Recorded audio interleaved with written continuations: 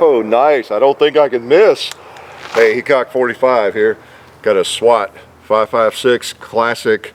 Well, it's a classic model. It's a SWAT classic 556 from SIG, and it's a really sweet shooter.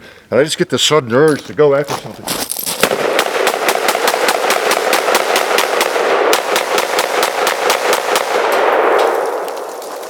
Yes, quite a sudden urge, and I realize why now, for what it says on the side there. 160th SOAR, and that stands for Special Operations Aircraft Regiment. This firearm, the SIG 556 SWAT model, happens to be kind of commemorating that unit. Let's unload it and I'll show you here. Okay, you thought I'd lost my mind, didn't you?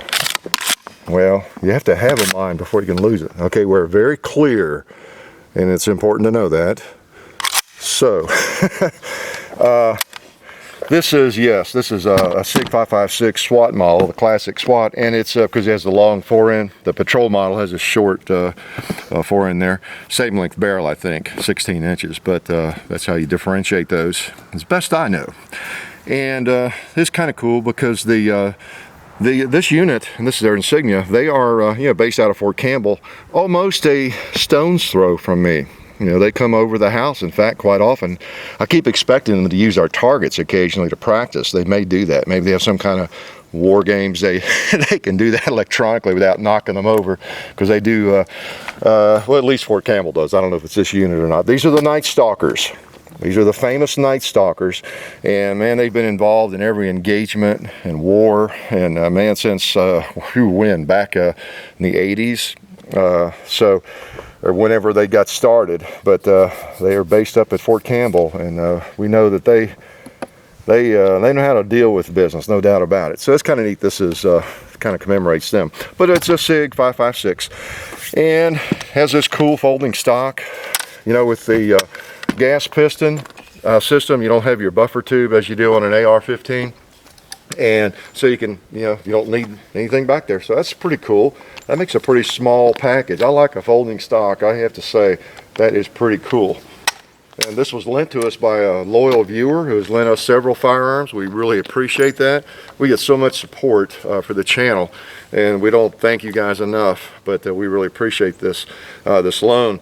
This is a nifty gun. I have not fired it extensively, but enough to kind of fall in love with it. I'll tell you what, if you've never fired one of these, you might want to try one sometime. This, you know who the ancestors are of this, don't you? This is essentially kind of the SIG civilian remake of that famous Swiss 550, 551, that the Swiss use. And I mean, it is widely acclaimed and revered. It almost has gained sainthood. I mean, people ask me when I'm going to get one of those. I don't know if that will ever happen in, a select fire version. But this is about as close as you or I can get pretty easily if we can afford it.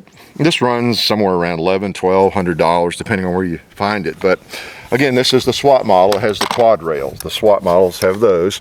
And it's kind of, if you're not familiar with the SIG 556s, and of course it's a 556 caliber too, but the model number on this thing is, as it says right there, you can see it's a SIG 556, that's the model, and of course it fires the 556 NATO round, SIG Sauer. And we know SIG doesn't make any junk. They make great firearms, and this is essentially kind of a cross between an AR and an AK. What the Swiss really did was they took the AK and kind of improved it, if that's imaginable, and kind of refined it. The Swiss sort of have a knack for making things well. Nice.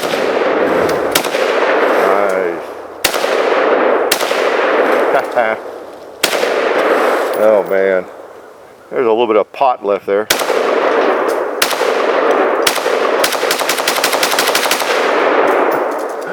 Let's try the plate again over there.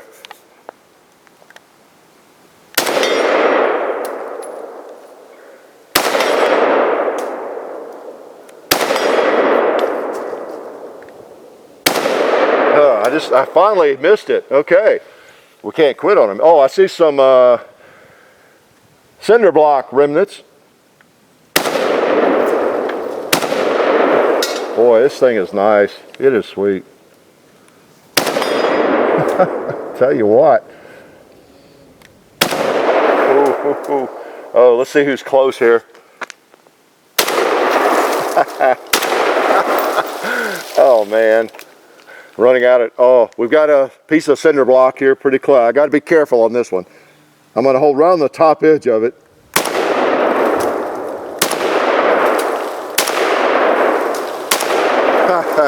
That's tricky because you've got a, y'all know, you got a little bit of a lower bore axis from your sight, so when you're shooting up close, yeah, you can hit some steel that you didn't mean to hit if you're not careful. I'm going back to the plate.